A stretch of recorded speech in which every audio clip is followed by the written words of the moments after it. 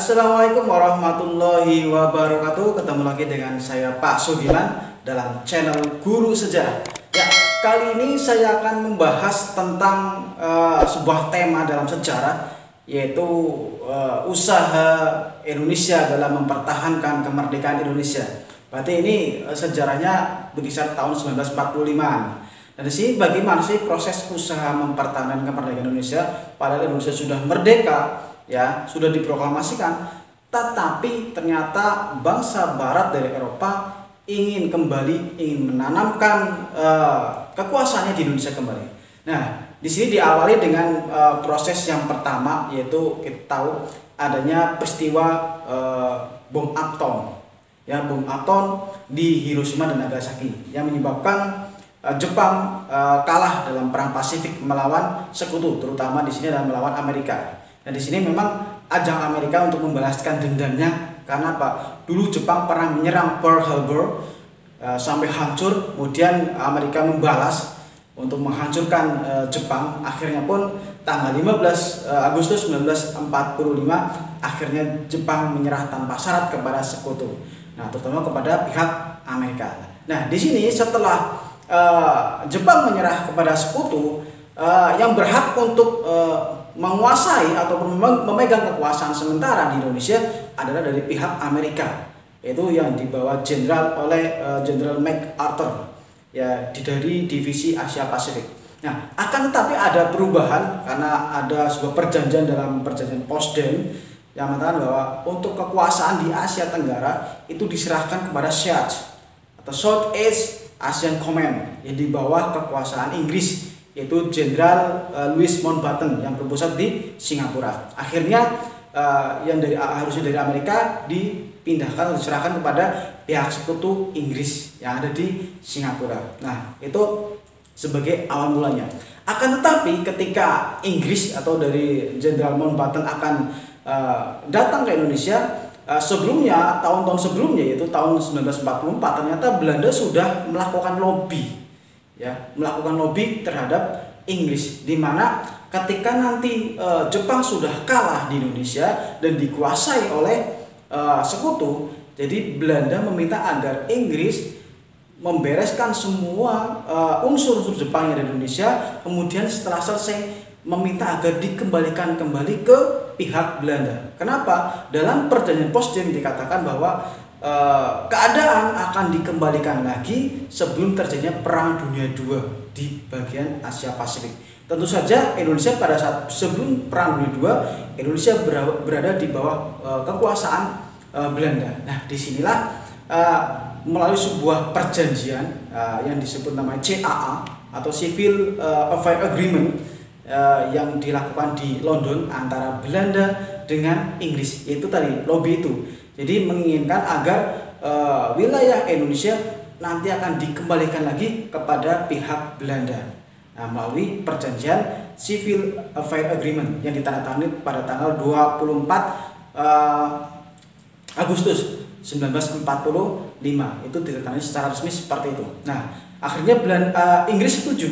Nah, kenapa bisa setuju? Harusnya ketika dikuasai oleh Inggris, otomatis Inggris makin luas wilayahnya. Nah, karena pada saat sejarah sebelumnya bahwa Inggris juga ternyata bermusuhan dengan Belanda ketika Inggris berusaha ingin merebut kekuasaan Jawa dari Daendels. Nah, ternyata di sini ada kepentingan. Karena setiap pergantian politik pasti ada politik kepentingan di situ. Kenapa? Ternyata Belanda pun sebuah negara yang menjadi teman Inggris ketika terjadi Perang Dunia II. Nah, di sini untuk membantu Belanda, kemudian Inggris bersedia untuk menyerahkan nantinya Pulau Jawa, kemudian Sumatera diserahkan kepada Belanda kembali melalui persetujuan Civil Affair Agreement tadi.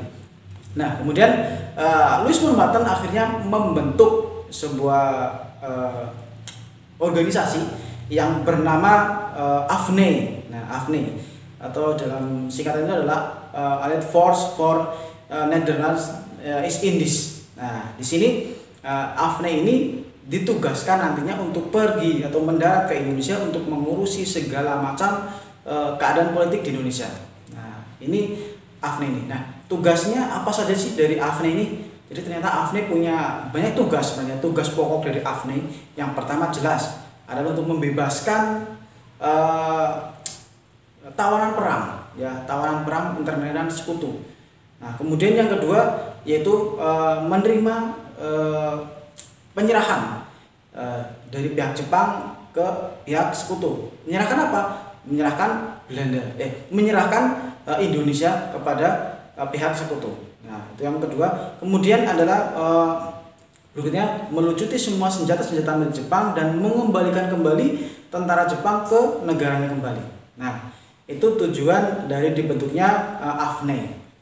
Nah, kemudian akhirnya AFNE datang ke Indonesia melalui beberapa tahapan. Nah, di sini kemudian Mountbatten mengirim ada 3 divisi, ya, ada 3 divisi India dari pihak Inggris untuk datang ke Indonesia untuk mengurusi segala permasalahan politik di Indonesia. Yang pertama adalah dari divisi 3 yang dipimpin oleh Jenderal Mansell yang dikirim ke daerah Jawa Timur yang berpusat di Surabaya. Nah, inilah divisi 5 inilah yang nantinya akan menyebabkan terjadinya perlawanan rakyat Surabaya. Ya, nanti akan dibahas pada video berikutnya.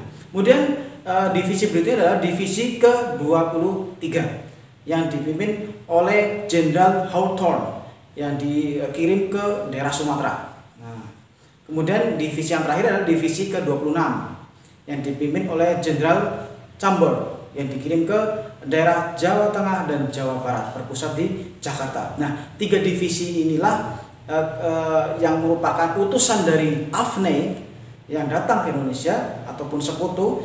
Akan tetapi ketiga divisi ini ketika datang ke Indonesia ternyata secara diam-diam diboncengi oleh pihak NICA, NICA atau NICA, Netherlands Initiative Civil Organization.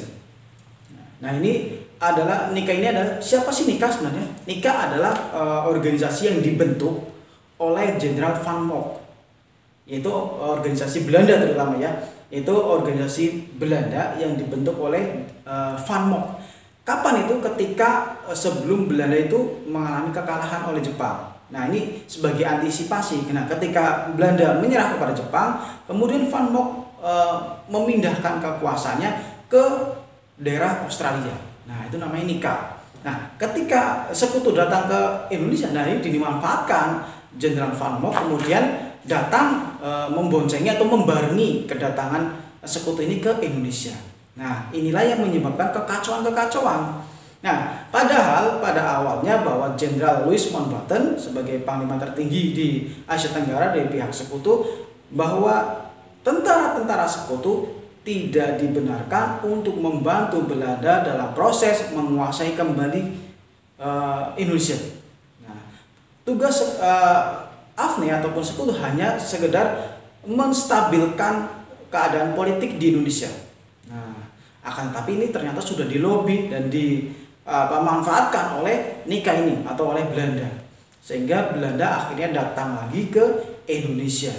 Sehingga nantinya terjadilah berbagai perlawanan-perlawanan di tiap daerah.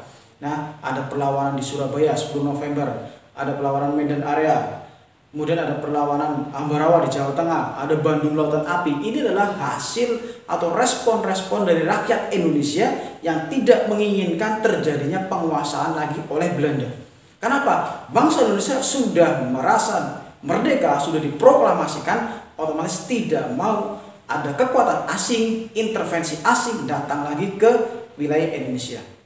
Nah, itu sebagai awal mula nantinya terjadi perlawanan-perlawanan di berbagai daerah. Demikian dari saya, terima kasih.